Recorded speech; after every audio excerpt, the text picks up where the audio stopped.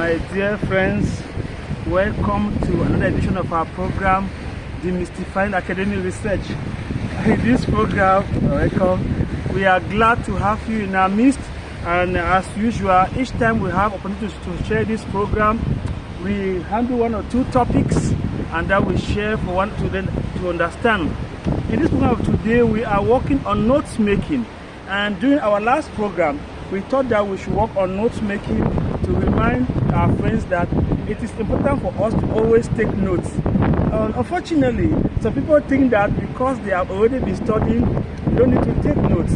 But we feel that notes taking is a very important aspect in every academic work. Therefore, dear friends, we are grateful to have you in our midst. And notes making is an art. And so everybody that does academic work should be excited to take notes, because if you don't take the right notes, no matter the level of your sources, you may not have the right response for you to have a defeating research project. And so, beloved in the Lord, today we are working on notes taking, and want to look at this thing that, remember, once you have come up with the various sources that you need for your work and you are clear about the source, the most important thing next for you to do is to take down the notes that are going to help you to write a befitting project. So today, our program is meant to help us to do issues of notes taking. And so please remember, what is note taking? Note taking is an art, the ability for us to extract important information from the selected sources for us to use in our research project. We are glad that you are there to follow, please. And so, here are the steps for us to do a befitting note taking. The first step for us to take is that you read the abstract. I always say that the abstract is our best buddy. You read the abstract before you take the note. You read the abstract to have an idea of what is being taught in the program. Once you have read the abstract, don't stop there. You can check in some sources. They also have the summaries. Read those summaries too, so that you can be able to understand what is said in that material. Sometimes you can read and discover, no, this material is not very important, and you drop it. The essence of reading the abstract and going through the various summaries is to see that you select the most relevant source. Remember, all this, you cannot make use of all the sources that you read. So you must actually choose the best sources and use for your project. Now, the most relevant ones are selected for us to be used. Now, the question you may ask, how then do we select the most relevant sources? There are, I think, three main ways I can say. The first one is for us how do we select it? Or better still, how do we secure it? That's what I wanted to say. How do we secure the most relevant sources that are selected? The first one is to do what we call bookmark. B-O-O-K-M-A-R-K. You bookmark the selected sources. Now, so that you can be able to always get the information where you need it. The second one is either you print it in hard copy, so that you can be able to make use of it when next you need it. And the third one is for you to also, you know what you may do? You may also save it in a particular portion of your computer, so you can always get them. The most frustrating thing that can happen to any researcher or student is that you have read a material, you thought that this material is useful, but you forgot to pinpoint or to bookmark or to save it where you can always have access to it. Therefore, our goal is that please be able to know, have an organized way of saving the material you have selected for your work. That's what we're going to do. Please note that note taking and note keeping are separate things. To take notes is to be able to select the material. Now, once you have selected it, to keep the notes is the next issue that is also very important for us to take notes about. So we should not forget, we should not lose track of that, notes taking and notes keeping. Please, my name once more is Michael Oju Buka, and I'm happy to have you there follow our program. Michael Oju Buka. Please, if you have your questions, a question or questions, do not hesitate to drop it at the comment section. They will be able to follow and come and make a response to you. We are glad to have you there who is a returning subscriber. Please thank you for keeping the faith and for being there. For those who are joining for the first time, please, if you are interested in academic research, if you are interested in academic writing, if you are involved in any type of academic work, teacher, student, professor, lecturer, whatever, researcher, and you want to know better and improve your skills in the way you do academic work, especially research, then you are in the right place. Remember, this program is to demystify academic research. I must quickly say that the other times that sometimes we will handle issues of mental health, because we also, as part of our training, we help people on mental health issues, and so we use scripture to help us to know how best we can deal with the mental issues. But people have trauma and all that.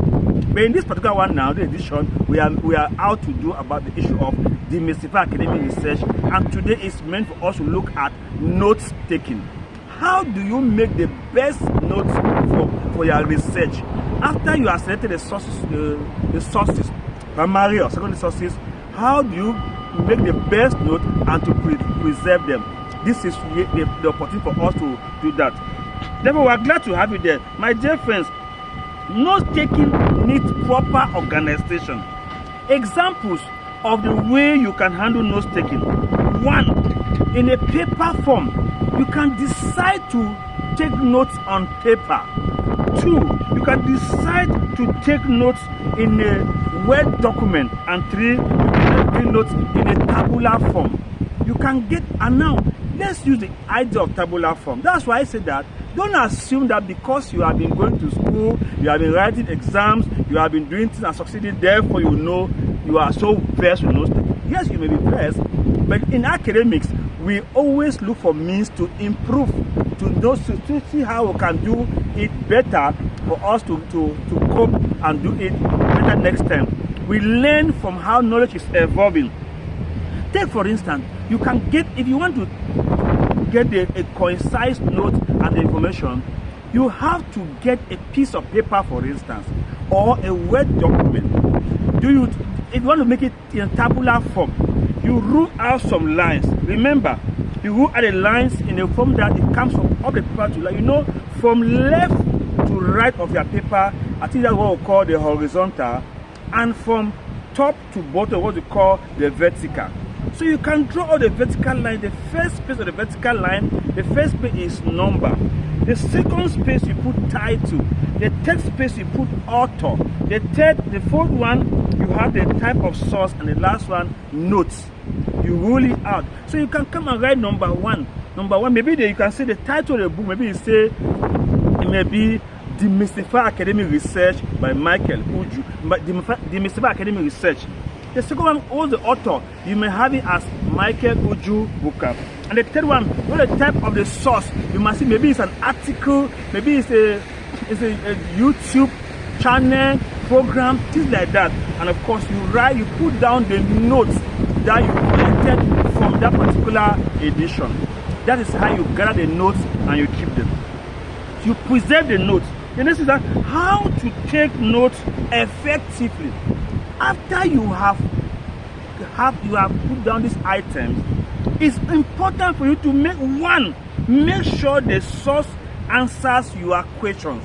Please, the source you have selected, primary or secondary, should be able to answer. In other words, you should have a mastery of the question that you are answering. The second issue we take note is be critical, especially if you have.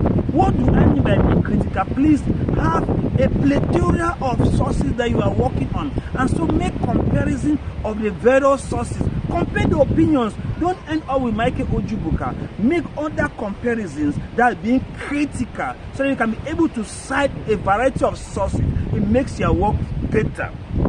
The third one is try to group your information together in a logical manner. Therefore, you may equally have what we call subgroups, where you have put the material so that somebody who picks your material can get the various information that you are trying to cite. You group them. The ones that may be feminine, masculine, maybe they may be sub-Saharan, maybe Western. You group your information so that you can be clearly understood. The third one is to refer to the quotes that you got from the book. Reference, we'll do that in the next topic. Refer to the quotes and also refer to your quotations, to your notes. Those are two different things. Make sure that you can able to cite the quote correctly. And the fifth one is to refer to your own notes to support your work. Dear friends, this helps you to avoid plagiarism. In academic work, it is so common that people often find themselves in plagiarism. Most often than not, it's unconsciously. They actually did not intend to plagiarize, but maybe because they were not so versed in the way they store the material, they give wrong quotation. If you take a material that was provided by Michael Ojubuka and you say that it came from maybe Nanje Bishere Mosore, they will consider it as plagiarism, but they did not intend to plagiarize. So what am I saying? What we are saying is that please try as much as possible to quote. Once you are taking down your notes, once you have a judge, the judge should be connected to the right author. So that way, once you want to make use of that material, you can always say that this material came from this author and from that author. We are glad to have you there. Follow our program. Please, in the next program, we'll be talking about referencing and plagiarism. What is it all about? How can we produce a material that will be accused of stealing somebody's own knowledge? Next program, that is what we are going to be talking about. So we pray that you'll be able to join us in this demystify academic research, so that when we work on plagiarism, we'll help each other so much so that we should not be able to quote wrongly and be accused of stealing information or use information without acknowledging the source. Once more, my name is Mike Buka. Please remember to share and to like and to make your comments known at the comment section. Please take it upon yourself to open up your mind to learn more. And you never know what you can benefit by learning from where you never expected. Research is a very great thing. Anybody involved in life experience can do research. You must not only be a scholar. Once you are dealing with things that you have to improve your life, you have to do research, because research is meant for us to have an improvement, be it academic, social, economic, political, whatever.